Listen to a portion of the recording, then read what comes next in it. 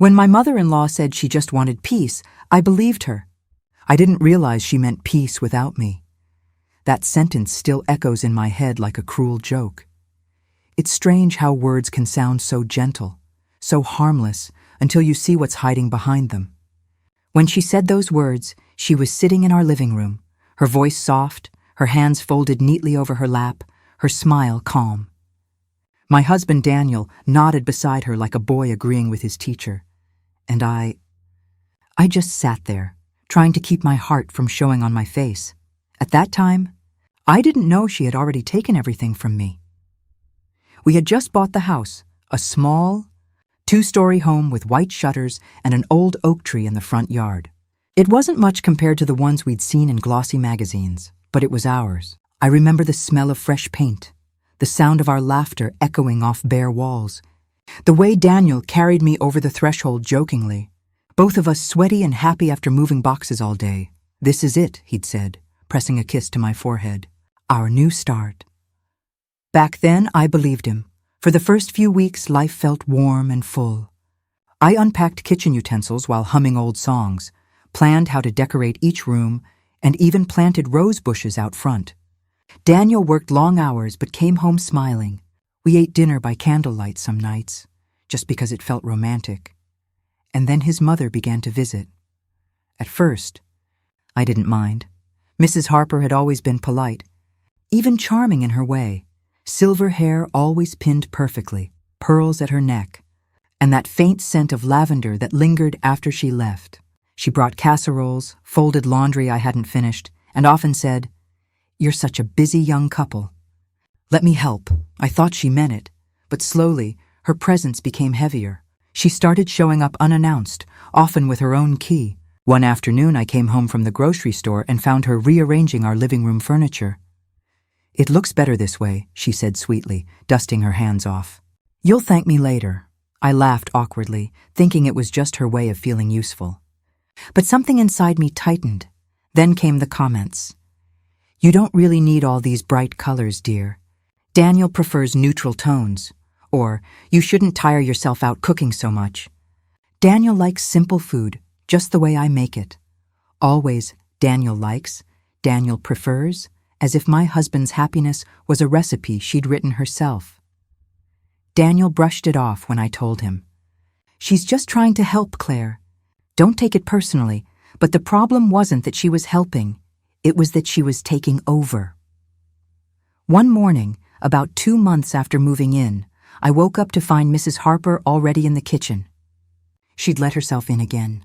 Pancakes were stacked high on a plate, and Daniel sat at the table smiling at her like a child again. "Good morning, sweetheart," she said, sliding a plate toward me. "I thought I'd cook. You must be tired after all that decorating." Her voice was syrupy sweet, but her eyes, her eyes were sharp, studying me for a reaction. I smiled, sat down, and ate in silence. That became our new routine. She visited almost every day. Soon she started handling our mail, picking up groceries, even speaking with our mortgage officer on our behalf. Daniel seemed oddly relieved by her involvement. "Mom just knows how to handle these things," he'd say. "It's easier this way." I didn't argue. I didn't want to be the nagging wife who couldn't get along with her husband's mother. But each day, I felt my place in my own home slipping, inch by inch, until I was more like a guest than an owner. Still, I kept quiet, until the day I found the first clue. It was a Saturday afternoon. I was cleaning out the drawers in Daniel's office when I found a thick envelope from our mortgage company, addressed to Mrs. Evelyn Harper. At first, I thought it was a mistake. Maybe they'd confused her address with ours since she'd been helping out. But when I opened it, I froze. The document listed her name as the primary title holder of the house. My vision blurred. My hands trembled as I flipped through the pages. It didn't make sense. How could her name be on the title? I waited until Daniel came home that night. He looked tired but content, humming as he hung his jacket. "Daniel," I said softly, holding the envelope out. "Can you explain this?" He glanced at it and sighed, rubbing the back of his neck. "Oh, that. Yeah, Mom helped us refinance. It was just paperwork." "Paperwork?" I repeated. "Why is her name on the title?" He frowned, like I was overreacting. It's temporary, Claire. She co-signed to help with the loan approval. You're making this a big deal for nothing. I wanted to believe him. I really did. But his tone, so casual, so dismissive, made my stomach twist. That night, while he slept soundly beside me, I lay awake staring at the ceiling. The words from the envelope replayed in my head. Primary title holder, Evelyn Harper. Something wasn't right. Over the next few weeks, things only grew stranger. Mrs. Harper began talking about the house as if it were hers. She'd tell neighbors, "I'm finally getting the garden the way I like it," or, "I told Daniel we should repaint the porch." The worst was when she referred to the guest room as my room. I tried to confront Daniel again. "She's overstepping," I said. "This doesn't feel like our home anymore," but he just sighed. "Mom's been through a lot since Dad died. This house makes her happy. Let her feel included," I wanted to scream. Instead, I smiled and bit my tongue, like a good wife is supposed to. But deep down, something inside me started to harden, because kindness was being mistaken for weakness. And I was beginning to see that both my husband and his mother knew it. One rainy afternoon, I came home from work and noticed her car parked in the driveway again. Through the window, I saw her standing in the kitchen with Daniel, papers spread across the counter. They were signing something. When I opened the door, both of them froze. "Claire," Daniel said quickly, "we were just—" "Just what?" I asked, my voice trembling. Mrs. Harper smiled, the same polite smile she always wore. "Just taking care of some final details, dear. You don't need to worry about all this." And that's when she said it, the sentence that would haunt me for months. "I just want peace, Claire." I think we all do. I didn't know it then, but the papers she signed that day were the final transfer of ownership. The house I loved, the home I built, was no longer mine. The rain outside had turned into a steady, heavy rhythm, each drop a tiny hammer beating against the window pane. I remember staring at the two of them standing there, side by side, like co-conspirators. I didn't yell. I didn't even move. I just stood there, watching Mrs. Harper slide those papers into her purse as if she were pocketing something small and meaningless. "Final details," she said again. Her tone syrupy, almost mocking. Daniel put an arm around her shoulder, smiling awkwardly. "Mom's just making sure everything's organized. You know how she is." I nodded, but I didn't trust my voice to answer. Inside, something cracked. That night, I waited until Daniel fell asleep again. Then I went to his office, turned on the small desk lamp, and pulled out his files. My hands trembled as I flipped through them. Mortgage papers, tax forms, bank statements, and then a transfer of ownership form, signed by both Daniel and his mother. There it was in black ink. Evelyn Harper, sole owner, no mention of my name. None. For a moment, I couldn't breathe. I pressed a hand against my mouth to stop the sound that wanted to escape. The words blurred as tears hit the page. How long had this been happening? How could the man I built a life with, someone I trusted with my dreams, do this? I wanted to wake him, to throw the papers at him and scream. But instead, I sat there until dawn, numb and hollow. The next morning, I tried to pretend nothing had changed. I made coffee, packed Daniel's lunch, smiled when he kissed my cheek. But when I looked at him, I no longer saw my husband. I saw a stranger wearing his face. Mrs. Harper, of course, acted as if nothing was wrong. She hummed softly while pruning her roses, asked me about dinner plans, and made small talk about neighborhood gossip. But behind every word was a quiet satisfaction, like she was savoring a victory I didn't know how to challenge yet. A week later, a letter arrived in the mail, official, stamped, heavy. I tore it open before Daniel could see it. It was a notice of property reassignment from the county registrar's office. The house was officially transferred to Evelyn Harper, and there, at the bottom, were two signatures, Daniel's and hers. I didn't even have the strength to cry. That night, I confronted him. He was sitting in the living room watching TV, one leg crossed over the other, relaxed as if his world hadn't just collapsed mine. "Why?" I asked softly, holding the papers. "Why would you do this?" He looked confused for a second, then sighed heavily. "Claire, please don't start this again. Start what? I said, my voice shaking. You sold our house to your mother without even telling me. She didn't buy it, he snapped. She just helped us. The loan was too high, Claire. You know that, I stared at him in disbelief. Then why is her name the only one on the title? He hesitated, and in that silence, I got my answer. It's just temporary, he said finally. She's going to handle the mortgage until we're more stable. I let out a bitter laugh. You mean until I'm gone? He looked up sharply. Don't be dramatic. The way he said it, cold, dismissive, hit me harder than I expected. I trusted you, I whispered. We built this together. He didn't meet my eyes. Mrs. Harper appeared in the doorway just then, holding a teacup. You shouldn't raise your voice, dear. Stress isn't good for a marriage. Her calm tone nearly broke me. I wanted to throw the cup from her hand, to shake her, to make her admit what she'd done. But instead, I walked past her and out into the rain. Because if I stayed another second, I was afraid of what I might say. For the next few days, I avoided both of them. I went to work, came home late, slept in the guest room. My heart felt heavy, like a stone I couldn't put down, but Mrs. Harper didn't seem bothered. She started redecorating my living room, painting over the walls I'd chosen, replacing the curtains I'd bought. She even called the realtor to make some small adjustments to property taxes. I overheard her on the phone one afternoon, her voice light and pleased. Yes, I'm the sole owner now. My son and his wife are just tenants, really. Tenants. That word hit me like a slap. I stepped into the room, my chest rising and falling with anger. Tenants? I repeated. She turned to me with that same polished smile. It's just a technical term, dear. Nothing personal? Nothing personal? I said, my voice breaking. You took everything from me. She set down the phone carefully. I didn't take anything. Daniel made his choice. He's my son, Claire. Family comes first.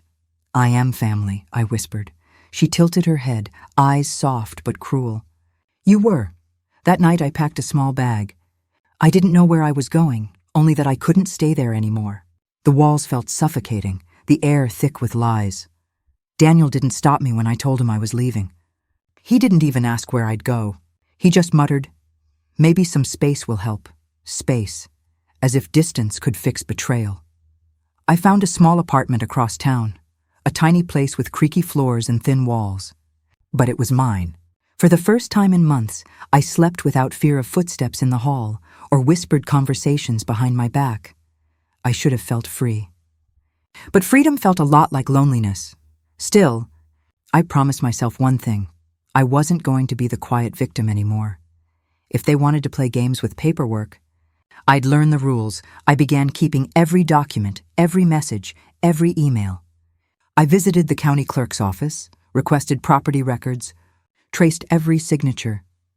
And that's when I discovered something new, something that turned my sadness into quiet. Burning resolve. Mrs. Harper hadn't just transferred the house to her name. She had also used my digital signature, without consent. Forgery, and Daniel had approved it. The next day, I walked into a lawyer's office. My hands were cold, but my voice was steady. I think my mother-in-law forged my signature to steal my home, I said. The lawyer, a calm woman with silver glasses, looked up at me. Tell me everything. So I did. Every detail, every paper, every word. By the time I finished, she was silent for a long moment. Then she nodded slowly. You might have a case, she said, but you'll need proof. Real proof. I leaned forward, meeting her eyes. Then help me find it. Because I wasn't just fighting for a house anymore. I was fighting for my dignity. The lawyer's words lingered in my head long after I left her office. You'll need proof. That became my mission. Not out of vengeance at first, but out of something quieter, stronger. I wanted truth. I wanted to stand somewhere that couldn't be taken from me again. For weeks, I lived a double life. During the day, I went to work like everything was normal. At night, I became a detective, digging through bank statements, emails, text messages. I learned how to request financial records, how to search property logs, how to track electronic signatures. It was exhausting, but it was also empowering. Each new detail I uncovered built a small fire inside me.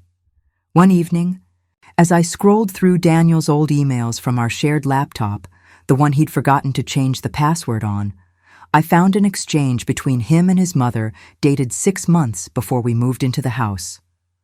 Evelyn, make sure the documents show my name only. Claire doesn't need the stress of paperwork. Daniel, she'll ask questions. Evelyn, then lie better. I stared at the words until the letters blurred. The air in the room seemed to thin out. It wasn't just betrayal. It was coordination, calculation. They'd planned this together.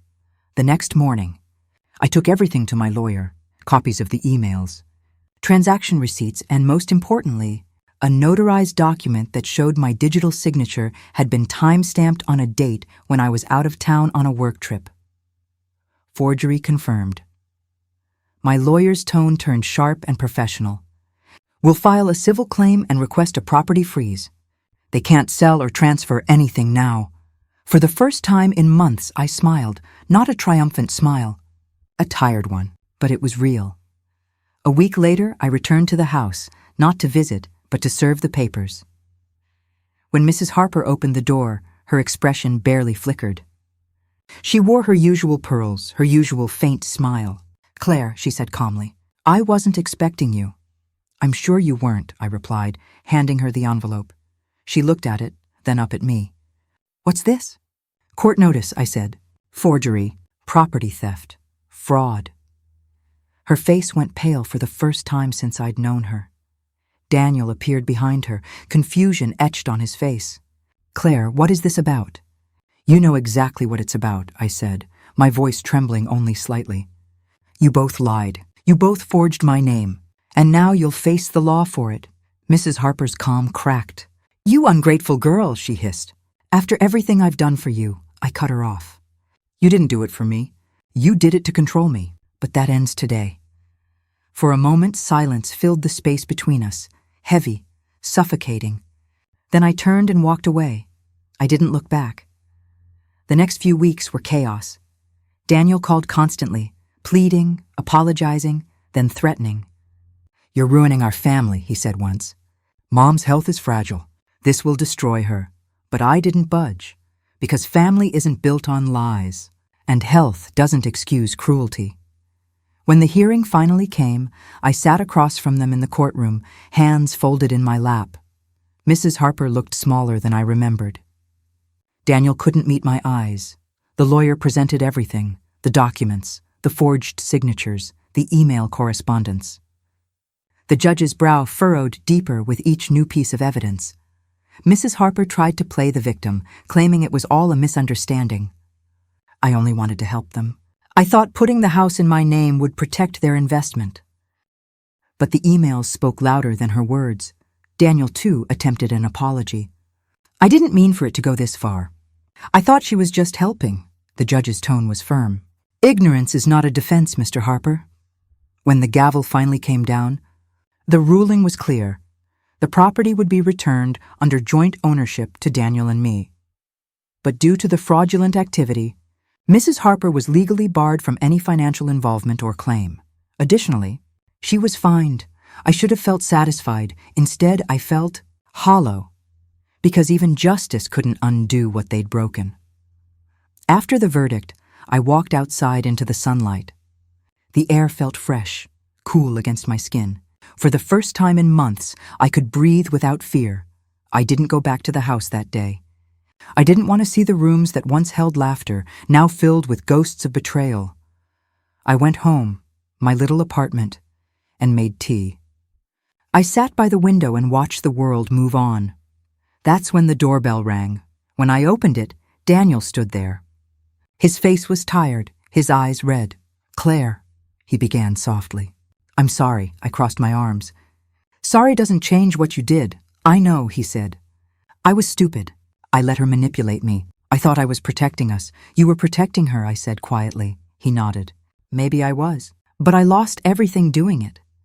For a moment, I almost felt pity. Then I remembered those emails, his words, his silence, his signature. "I'm not coming back," I told him. He looked down, then nodded. "I know, but for what it's worth, I'm proud of you." I didn't know what to say to that. He left quietly, the sound of his footsteps fading down the hall, and that's when I realized I wasn't angry anymore. I was free. A few weeks later, I received the final paperwork from the court. The house was legally mine again, solely in my name this time. Daniel had transferred his share voluntarily, perhaps out of guilt or shame. But I didn't move back in. Instead, I sold it. And with that money, I bought a small cottage on the edge of town. It wasn't much, just 2 rooms and a garden full of wildflowers. But it was peaceful, truly peaceful. I painted the walls myself, hung new curtains, planted roses again, just like before. And each time I looked around, I reminded myself, this peace wasn't given to me. I fought for it. Sometimes I still hear her voice in my head, that calm, deceptive tone. I just want peace, Claire. I think we all do. And now I can finally answer her. Yes, Evelyn, we do, but some of us earn it honestly.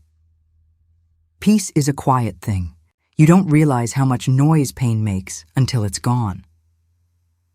In the first few weeks after the case ended, I kept expecting chaos to find me again. A phone call, a knock at the door, some new disaster waiting around the corner. But it never came.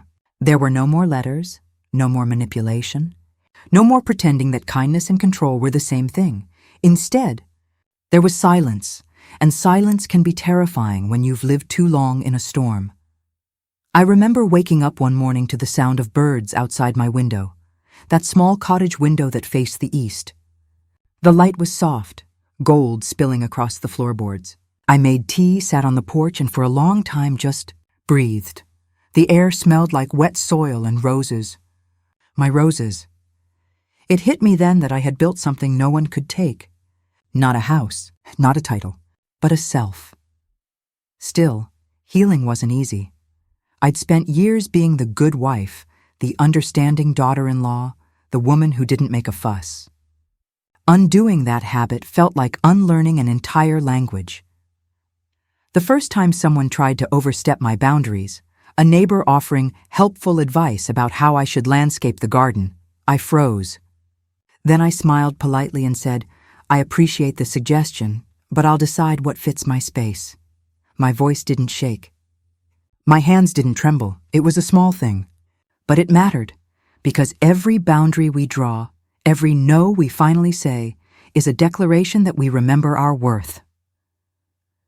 One afternoon, months later, I got an envelope in the mail. The handwriting was familiar, Daniel's. I almost didn't open it, but curiosity won. Inside was a short letter and a photo. The photo was of him and his mother standing in front of a modest apartment building. He looked thinner, older. She sat in a wheelchair now, her face drawn but still proud. The letter was brief. Claire, I know I don't deserve forgiveness. I just wanted you to know Mom isn't well. She talks about you often, mostly about how she underestimated you. I've been trying to make things right. I hope you're at peace. Daniel. I stared at that letter for a long time. Once, that woman had taken everything from me.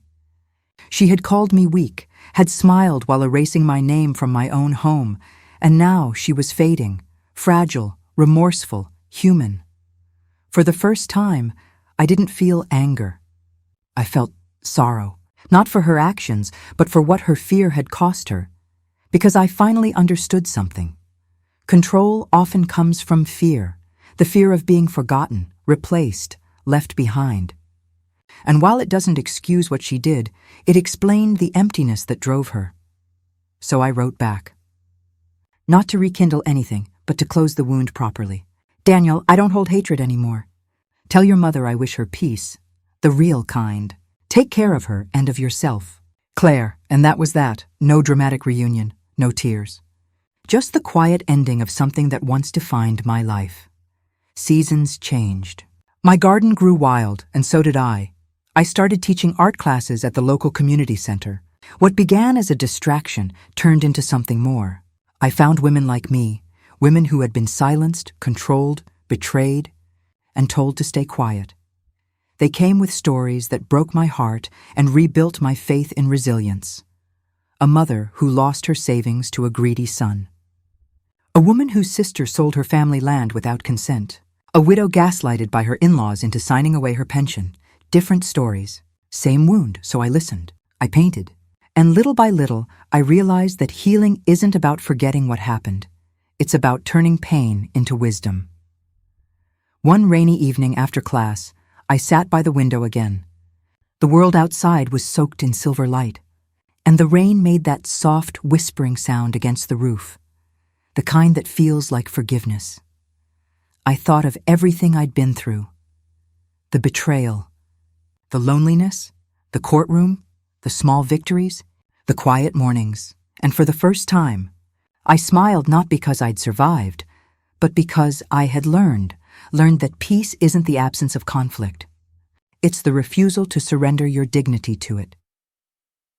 A few months later, the local newspaper ran a small feature on our art program. They asked me to speak about resilience and recovery. I stood in front of a modest audience, mostly women with kind eyes and tired smiles, and told them my story. Not every detail, but enough for them to understand. I used to believe, I said, that forgiveness meant letting people back into your life. But sometimes, forgiveness just means letting yourself walk away, without anger, without shame.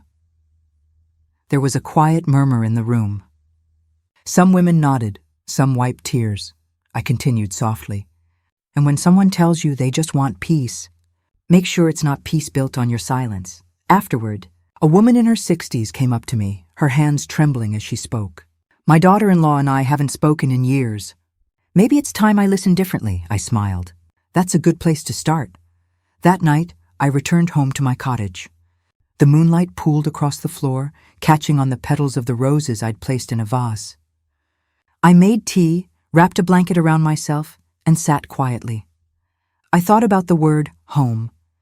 Once I believed it was just a structure, walls and keys and ownership papers. But now I knew better. Home is the place where you can be fully yourself, where your name doesn't need to be signed to matter, where peace isn't something someone gives you, it's something you create. The last time I saw Mrs. Harper was months later at the grocery store. She was in her wheelchair, Daniel pushing her cart. Our eyes met for a moment. She looked frail, her once perfect posture slightly bent. I expected hostility, or guilt, but what I saw instead was gratitude. She nodded once, slow and deliberate, and I nodded back. No words, no apologies, just quiet understanding, because sometimes the greatest revenge isn't loud. It's living well, and I was, truly.